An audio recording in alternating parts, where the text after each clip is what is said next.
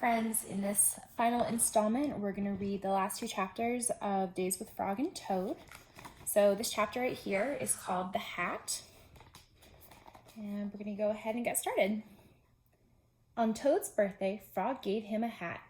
Toad was delighted. "Happy birthday," said Frog. Toad put on the hat. It fell down over his eyes. "I am sorry," said Frog. "That hat is much too big for you. I will give you something else." "No," said Toad. "This hat is your present to me. I like it. I will wear it the way it is." Frog and Toad went for a walk. Toad tripped over a rock. He bumped into a tree. He fell into a hole. "Frog," said Toad, "I can't see anything. I will not be able to wear your beautiful present.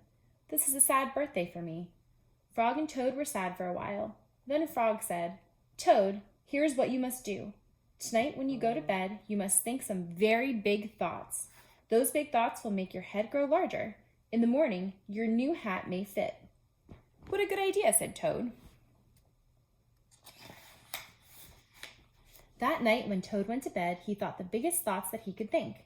Toad thought about giant sunflowers. He thought about tall oak trees. He thought about high mountains covered with snow. Then Toad fell asleep. Frog came into Toad's house. He came in quietly.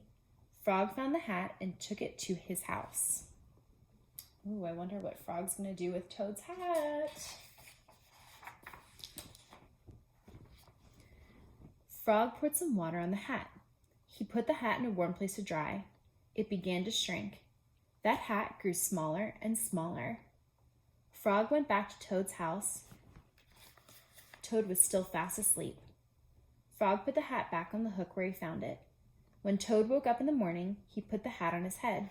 It was just the right size.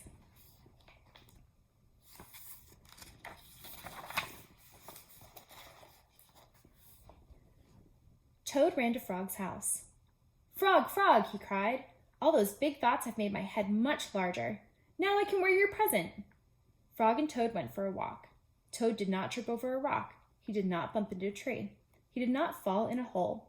It turned out to be a very pleasant day after Toad's birthday.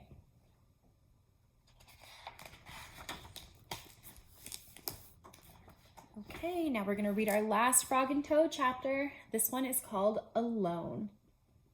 Toad went to Frog's house. He found a note on the door. The note said, "Dear Toad, I am not at home. I went out. I want to be alone."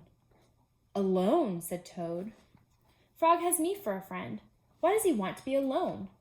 Toad looked through the windows. He looked in the garden. He did not see Frog.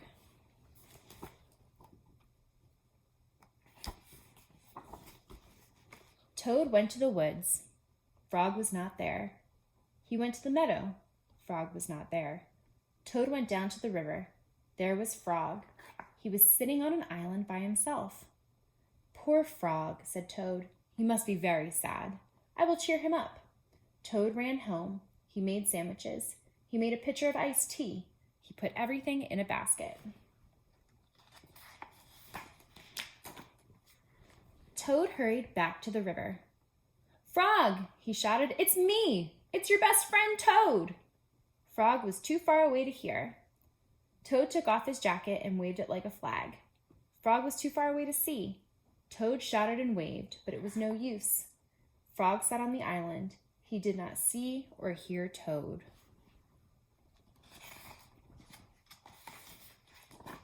A turtle swam by. Toad climbed on the turtle's back. "Turtle," said Toad, "carry me to the island. Frog is there. He wants to be alone." "If Frog wants to be alone," said the turtle, "why don't you leave him alone?" "Maybe you are right," said Toad. "Maybe Frog does not want to see me. Maybe he does not want me to be his friend anymore." "Yes, maybe," said the turtle as he swam to the island. "Frog!" cried Toad. "I am sorry for all the dumb things I do. I am sorry for all the silly things I say. Please be my friend again." Toad slipped off the turtle. With a splash, he fell in the river. Frog pulled Toad up onto the island. Toad looked in the basket. The sandwiches were wet. The pitcher of iced tea was empty. "Our lunch is spoiled," said Toad. "I made it for you, Frog, so that you would be happy." "But Toad," said Frog, "I am happy. I am very happy. This morning when I woke up, I felt good because the sun was shining. I felt good because I was a frog. And I felt good because I have you for a friend. I wanted to be alone. I wanted to think about how fine everything is. Oh, said Toad. I guess that is a very good reason for wanting to be alone. Now, said Frog, I will be glad not to be alone. Let's eat lunch. Frog and Toad stayed on the island all afternoon. They ate wet sandwiches without iced tea. They were two close friends sitting alone together. The end.